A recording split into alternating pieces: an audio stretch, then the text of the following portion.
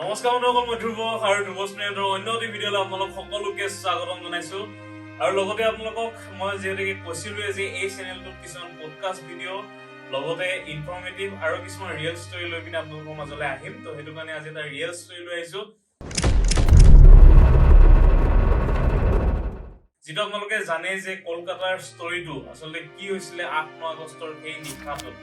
সেই সকলোখিনি কথা আজি এই ভিডিঅ'টোৰ মাজেৰে আপোনালোকক জনাম। আৰু যদিহে আপোনালোকে ধ্ৰুৱছ প্লেনেট এই চেনেলটোত নতুনকৈ আহিছে তেন্তে চেনেলটো আপোনালোকে ছাবস্ক্ৰাইবটো কৰিব আৰু ছাবস্ক্ৰাইবটো কৰি পিনি অলটো কৰি থব, যাতে আগলৈ আপোনালোকে এনেকুৱা ধৰণৰ ভিডিঅ'সমূহ পাই থাকে এই চেনেলটোত।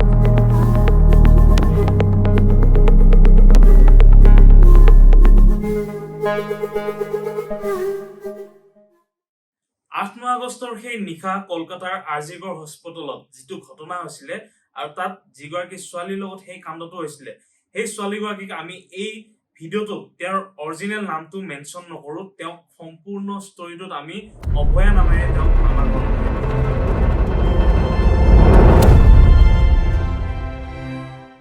8-9 আগষ্টৰ সেই নিশা কলকাতাৰ আৰজিগড় হাস্পতালত অভয়াৰ সৈতে আৰু 4গৰাকী ডক্তৰ উপস্থিত আছিলে আৰু তেওঁলোকে মিলি পিনি এক লগত ৰাতি অলিম্পিক চাই আছিলে। আৰু অলিম্পিক চাই থকাৰ সেই সময়খিনিতে তেওঁলোকে বাহিৰৰ পৰা খানা অৰ্ডাৰ দিছিল আৰু অলিম্পিক চাই শেষ হৈ যোৱাৰ পাছত অভয়াক তেওঁৰ ডিউটিত, মানে ৰাতি তেওঁৰ ডিউটিত তেওঁলোকক থৈ আহিছিলে। আৰু যিহেতুকে অভয়া এগৰাকী ডক্তৰ আছিলে, তো তাৰ কাৰণে তেওঁ পঢ়িবলগীয়াও যথেষ্ট হৈছিলে আৰু তেওঁ পঢ়ি ৰাতি শুই গৈছিল। প্ৰায় 3মান বজাত ৰাতি কেইগৰাকীমান ডক্তৰে অভয়াক ছেমিনাৰ হলত থকা দেখিবলৈ পাইছিল আৰু 4টামান বজাত এই সম্পূৰ্ণ কাণ্ডটোত যিগৰাকী মূল অভিযুক্ত হিচাপে চিনাক্ত হৈছে, মানে এজন কাল্পিতক ধৰিছে পুলিচে, তো সেইগৰাকী কাল্পিতে ব্লুটুথ হেডফোন পিন্ধি পিনি প্ৰায় 4টামান বজাত সেই ছেমিনাৰ হলৰ ফালে যোৱা দেখা গৈছিল। পষ্টমৰ্টেম ৰিপৰ্ট অনুসৰি ৰেপ আৰু মাৰ্ডাৰ কৰাৰ পূৰ্বে তেওঁক বহুত বেয়াকৈ মাৰপিট কৰা হৈছিল। তেওঁৰ শৰীৰত যিবোৰ দাগি দেখিবলৈ পোৱা গৈছিল, সেই দাগিবোৰৰ পৰা প্ৰমাণ হৈছিল যে অভয়াই সম্পূৰ্ণ শক্তিৰে যুঁজিবলৈ চেষ্টা কৰিছিল। হয়তো দুই পক্ষৰ মাজত হতাহতি হৈছিল আৰু সেই হতাহতিৰ ফলতে অভয়াৰ মূৰত আৰু চকুতো হাস্পতালৰ চিচাৰে আঘাত সনা হৈছিল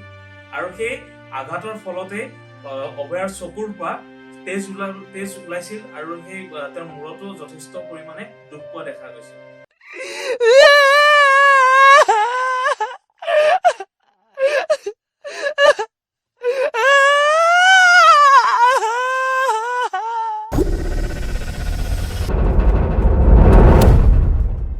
জানিবলৈ পোৱা গৈছে যে অভয়াই যাতে চিঞৰিব নোৱাৰে তাৰ কাৰণে অভয়াৰ মুখখন ৱালত ঘঁহি দিয়া হৈছিল। ইমানখিনি হোৱাৰ পাছতো অভয়াই সম্পূৰ্ণ শক্তিৰে সেই দুষ্কৃতিকাৰীসকলৰ সৈতে যুঁজিছিল আৰু হয়তো অভয়াই মাত মাতিছিল, মানে তাই হয়তো মুখৰ মাত ওলাইছিল। সেই গতিকে অভয়াৰ মুখৰ মাত বন্ধ হবলৈ তাইৰ ডিঙিটো চেপি দিয়া হৈছিল আৰু সেই ডিঙিটো চেপি দিয়াৰ ফলত তাইৰ ডিঙিৰ হাড়দি পৰ্যন্ত ভাঙি গৈছিল। আৰু মই যিজন দুষ্কৃতিকাৰী সঞ্জয় ৰায়ৰ কথা আপোনালোকক কৈ আছিলো, সেই সঞ্জয় ৰায়ে প্ৰায় এঘণ্টা ধৰি পিনি, মানে 4টা বজাৰ পৰা 5টা বজালৈকে সেই ছেমিনাৰ হলত থাকি পিনি এঘণ্টা পাছত সেই ছেমিনাৰ হলৰ পৰা ওলাই আহিছিল, কিন্তু বিনা সেই ব্লুটুথ হেডফোনডালৰ জৰিয়তে। মানে সেই হেডফোনডাল তেওঁ পিন্ধি পিনি ওলাই অহা নাছিল, তেওঁ থাকি গৈছিল সেই হেডফোনডাল প্ৰায় এঘণ্টা সময়। আৰু এই এঘণ্টা সময়ৰ ভিতৰতে শেষ হৈ গৈছিল অভয়াৰ দৰে এক নিৰ্দোষীৰ জীৱন। তেওঁৰ শৰীৰত দেখা পোৱা গৈছিল তেজ, চকু আৰু ভৰিৰ জোতাটো তেওঁৰ তেজ দেখিবলৈ পোৱা গৈছিল। शरीर में कोई कपड़ा नहीं था, पैर दोनों राइट एंगल में मिला गया,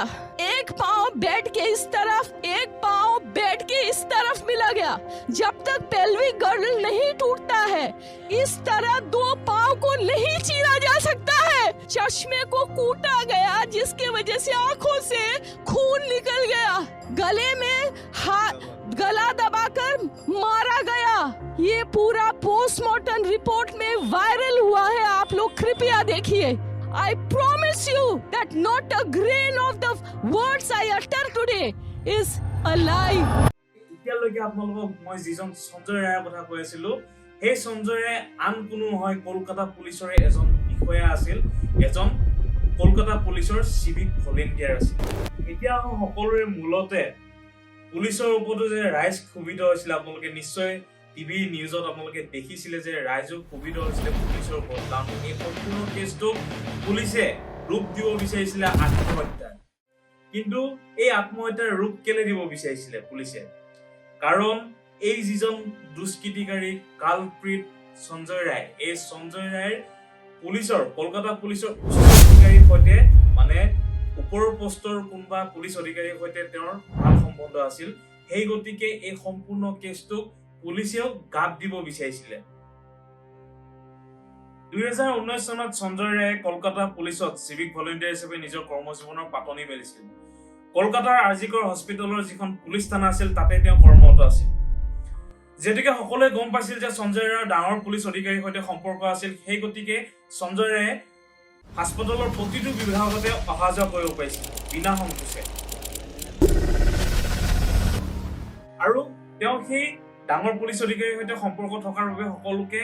নিজৰ দমটো দেখুৱাইছিল আৰু সকলোকে নিজৰ তলত ৰাখিবলৈ সদায় চেষ্টা কৰিছিল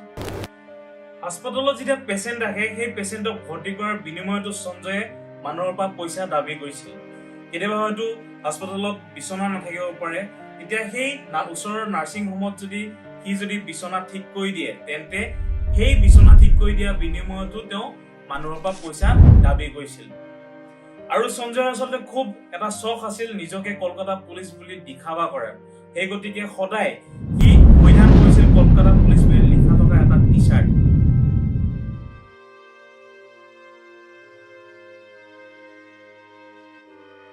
সঞ্জয়ৰ হাত কলকাতা পুলিচৰ ৪ৰ্থ বেটেলিয়নৰ বেৰেকৰলৈকে আছিল আৰু সেইদিনা পুৱাওকি সেই ঘটনাটো সংঘটিত কৰি পিনি তাৰলৈকে গৈছিল